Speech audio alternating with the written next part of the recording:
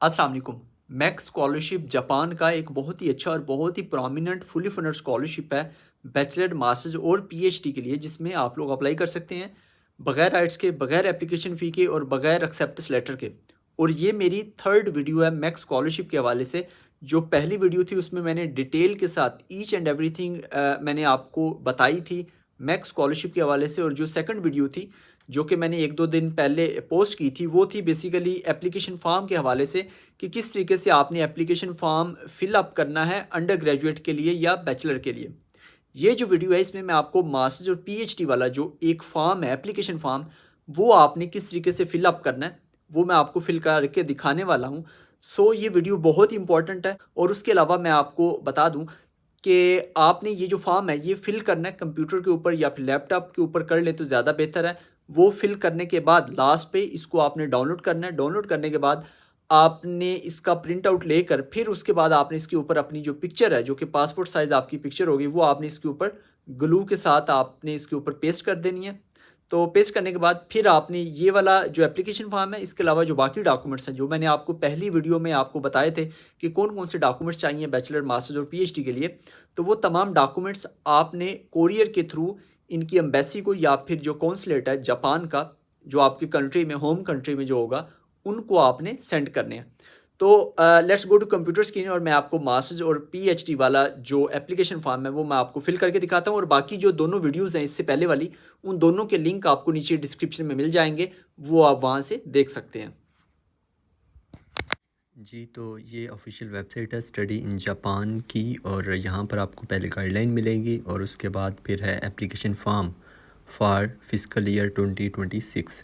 ये वाला जो फ़ॉर्म है ये मास्टर्स और पीएचडी दोनों के लिए है, सेम फ़ॉर्म है। इसमें भी अगर आप देखें तो सबसे पहले जो है वो आपने नाम लिखना है, उसमें सरनेम है, गिवन नेम है, मिडल नेम है, और बाज़ औक़ात एक ही नाम यानी कि सिंगल वर्ड का नाम होता है तो वो आपने सिंगल लिख देना है, दूसरे दोनों को आपने एम्प्टी छोड़ देना है। अगर दो नाम है यानी कि सरनेम है, गिवन नेम है, तो वो दोनों लिख के आपने मिडल नेम को एम्प्टी छोड़ देना है। तो जो भी आपका नाम है वो आपने लिखना है, उसके बाद जेंडर सेलेक्ट करना है, उसके बाद मैरिटल स्टेटस सेलेक्ट करना है, उसके बाद नेशनैलिटी लिखनी है, उसके बाद जैपनीज़ नेशनैलिटी है या नहीं है, अगर है तो येस, अदरवाइज़ नो। अगर येस करते हैं तो उसके सामने फिर आपने डेट भी लिखनी है कि कब तक उसकी एक्सपायरी है। उसके बाद डेट ऑफ बर्थ है वो आपने लिखनी है, उसके सामने एज है कि 1 अप्रैल 2026 तक आपकी कितनी एज हो जाएगी, ये आपने एग्जैक्ट कैलकुलेट करके वो आपने लिख देनी है। उसके बाद करंट एड्रेस है, उसमें सिटी का नाम है, कंट्री का नाम है, ये आपने बिल्कुल ध्यान से लिखना है। और इससे ऊपर आप देखें तो वो पिक्चर का ऑप्शन है, ये जो पिक्चर है ये आपने इसको फिल करके लास्ट पे डाउनलोड करके फिर आपने यहाँ पर पेस्ट करनी है खुद से। उसके बाद नीचे ऑप्शन है if you currently reside in Japan what is your current visa status, ये आपने यहाँ पे लिखना अगर आप जापान में अभी हैं तो। अगर आप किसी और कंट्री में इसको आपने एम्प्टी छोड़ देना है। उसके बाद your address before departure for Japan, आप इसको सेम एज़ अबव कर दें। अगर आप पाकिस्तान में हैं तो बेसिकली वो ये कहना चाह रहा है जब आप जापान आएंगे, अगर आपका एडमिशन हो जाता है तो फिर आपका क्या एड्रेस होगा उस टाइम पे, तो वो आपने बेसिकली यहाँ पे लिखना है अपने अपने कंट्री का, यानी कि जहाँ से आप आएंगे वहाँ का एड्रेस। तो अगर तो ऊपर वाला ही होगा तो वो आपने सेम एज़ अबव कर देना। उसके बाद है कि name of Japanese diplomatic office where you will apply for visa, ये आप इस्लामाबाद या कराची लिख सकते हैं जो भी आपके करीब है। उसके बाद फ़ोन नंबर है, ईमेल आईडी है, ये आपने लिखना है। उसके बाद have you been awarded MEXT scholarship in the past, yes or no, कि पहले कभी आपको मैक्स स्कॉलरशिप मिला है या नहीं मिला। अगर आप नो करते हैं तो फिर नीचे वाला जो ऑप्शन है उसको आपने एम्प्टी छोड़ देना। अगर आप इसको येस करते हैं कि पहले भी मुझे मैक्स स्कॉलरशिप मिला है तो फिर आपने ये नीचे वाला फिल करना है, अदरवाइज़ इसको आपने एम्प्टी छोड़ देना है। फिर नीचे वही डिटेल कि प्रोग्राम कौन सा था वगैरह वगैरह, इसको भी आपने एम्प्टी छोड़ देना है। उसके बाद नीचे आए तो नीचे इंस्टीट्यूशन है, दोबारा से उन्होंने वही जो ऊपर वाली जो चीज़ें हैं वही उन्होंने पूछी हैं कि आप कितना टाइम इधर रहे जापान में, क्या किया, कौन से इंस्टीट्यूशन में वगैरह वगैरह। उसके बाद 9th नंबर पे are you applying for any other Japanese government scholarship, तो इसको आपने नो कर देना। अगर किसी और में आप अप्लाई कर रहे हैं तो येस कर दें। उसके बाद 10वां जो पॉइंट है वो है कि are you receiving or schedule to be receiving any scholarship, अगर आप अभी कोई और स्कॉलरशिप जिस तरह से आंसू है, CSE है, या कोई और किसी कंट्री का स्कॉलरशिप है वो रिसीव कर रहे हैं तो येस, अदरवाइज़ नो। अगर आप येस करते हैं तो नीचे उस स्पॉन्सर का नाम भी लिखना होगा। उसके नीचे एकेडमिक रिकॉर्ड है।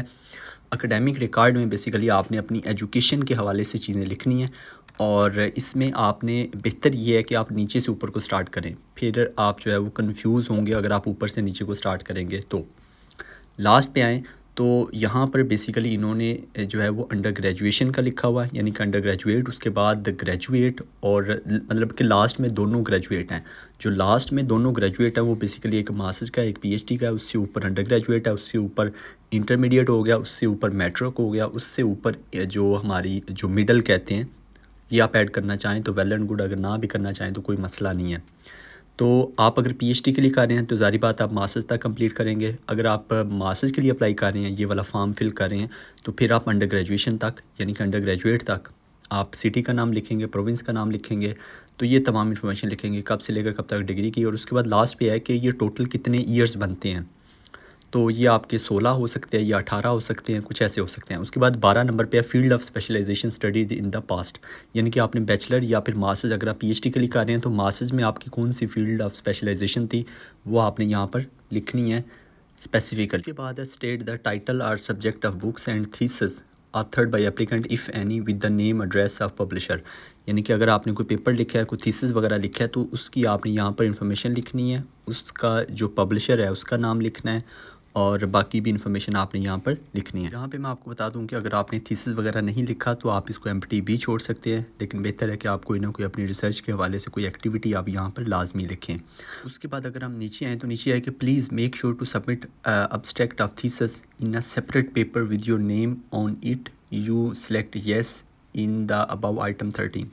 ओके, यानी कि अगर आपने कोई पेपर सबमिट किया तो उसका जो अब्स्ट्रैक्ट है वो अलहदा से आपने एक जो डॉक्यूमेंट्स हैं उनमें आपने अब्स्ट्रैक्ट अलहदा से आपने सबमिट करने हैं, जो कि मैंने आपको पहली वीडियो में आपको दिखाए थे डॉक्यूमेंट्स तमाम। उसके बाद 14 नंबर पे है कि the first course you plan to take in Japan, यहाँ पर आपको है कि नॉन रेगुलर, उसके बाद है मास्टर्स डिग्री या फिर प्रोफेशनल ग्रेजुएट प्रोग्राम, उसके बाद है डॉक्टर डिग्री।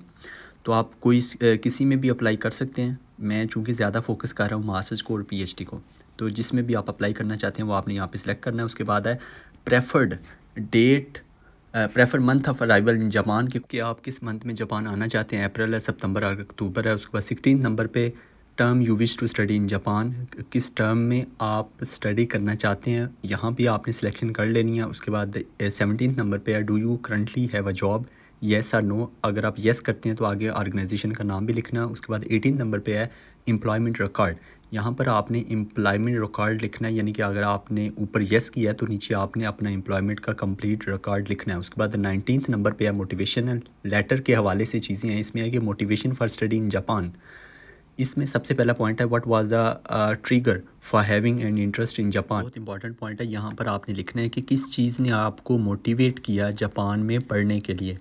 तो यहाँ पर आप बहुत सारे हवाले जो है ना वो दे सकते हैं कि जो जापान का एजुकेशन सिस्टम है उस हवाले से बता सकते हैं, जापानीज़ यूनिवर्सिटीज़ के हवाले से बता सकते हैं, जापानीज़ कल्चर के हवाले से बता सकते हैं। तो इस तरीके से आपने, ये बेसिकली एक मोटिवेशनल लेटर का एक पॉइंट ही होता है, इसमें आपने बताना होता है कि किस चीज़ ने आपको मोटिवेट किया। उसके बाद अगर मैं नीचे आऊँ तो जो सेकंड पॉइंट है उसमें देखें आप, तो वो है लिखा हुआ है कि why do you choose Japan as a destination to study graduate level education, यानी कि आपने जापान को क्यों चूज़ किया। पहला क्वेश्चन और दूसरा क्वेश्चन थोड़ा सा मिक्सअप हो सकते हैं, लेकिन आपने दोनों क्वेश्चन आपके सामने हैं, आपने इसको बिल्कुल आपने टू द पॉइंट आंसर करना है इसको, और इन दोनों को सेपरेट आपने रखना है। उसके बाद जो थर्ड क्वेश्चन है वो है कि what kind of things do you think you can contribute to Japan and your home country through your experience of studying Japan. तो इसमें आपने लिखना है कि क्या चीज़ आप कंट्रीब्यूट करेंगे जापान में और अपने होम कंट्री में। अपने होम कंट्री में तो आपके पास बहुत सारी चीज़ें होंगी कि मैं यहाँ से सीख कर ये चीज़, अपनी फ़ील्ड के बारे में स्पेसिफिकली आपने लिखना है कि ये चीज़ मैं यहाँ से सीख कर वहाँ पर जाके इम्प्लीमेंट कर सकता हूँ, ऐसे ही। लेकिन जापान में आप क्या चीज़ इम्प्लीमेंट कर सकते हैं इसके बारे में आपको थोड़ी सी रिसर्च करनी होगी, थोड़ा सा देखना होगा कि किस तरह से मैं जापान में वाइल स्टडिंग या स्टडी करके रिसर्च करके किस तरीके से मैं कंट्रीब्यूट कर सकता हूँ। उसके बाद अगर हम नीचे आएँ तो नीचे लैंग्वेज एबिलिटी है जापानीज़, उसके बाद इंग्लिश है, उसके बाद अदर है। तो आपने बताना है कि आपका रीडिंग, राइटिंग, स्पीकिंग और लिसनिंग स्किल्स कैसी है। और उससे नीचे अगर आप देखें तो उसमें लिखा हुआ है एक्सलेंट, गुड, फेयर और पुअर।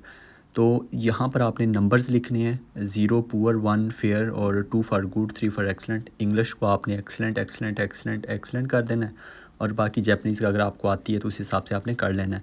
उसके बाद जापानीज़ लैंग्वेज क्वालिफ़िकेशन है कि अगर आपके पास इनका जो अपना होता है, जिस तरह से चाइनीज़ का HSK होता है, इस तरह इनका JLPT होता है, अगर उसका कोई लेवल है तो वो आप लिखते हैं। अगर वो सर्टिफिकेट नहीं है तो इसको आपने एम्प्टी छोड़ देना है। ऐसे ही टोफल आइट्स है, अगर वो है तो वेल एंड गुड, अगर नहीं है तो इसको आपने एम्प्टी छोड़ देना है। नंबर 23 नंबर पे है अकम्पनिंग डिपेंडेंट्स, यानी कि आपके साथ कोई जाना चाह रहा है या नहीं जापान, तो बेहतर है कि आप इसको एम्प्टी छोड़ें। और उसकी वजह ये है कि आप ख़ुद पहले वहाँ पर पहुँच जाएं। कुछ स्टूडेंट्स होते हैं वो पता नहीं अपने भाइयों की, अपनी फैमिली की इन्फॉर्मेशन लिख देते हैं, तो वो मेरा यही मशवरा है। हाँ, अगर बड़ा आप लिखना चाहते हैं, आप ले के जाना चाहते हैं, तो आप अपनी वाइफ़ का या फिर वाइफ़ जो है अपने हस्बैंड का लिख दें, तो वो वहाँ तक बात समझ में आती है। लेकिन अपने भाई का या अपनी बहनों का नाम लिखना वो शायद कोई इतना ज़्यादा जो है वो सूटेबल नहीं होगा। तो इसलिए बेहतर यही है कि आप या तो इसको एम्प्टी छोड़ दें, या आप बहुत ज़्यादा आप अगर लिखना चाहते हैं तो आप अपनी वाइफ़ का, और वाइफ़ जो है अपने हस्बैंड का लिख सकती है, या अपने बच्चों का आप लिख सकते हैं। उसके बाद 24 नंबर पे है contact person in your home country in case of emergency.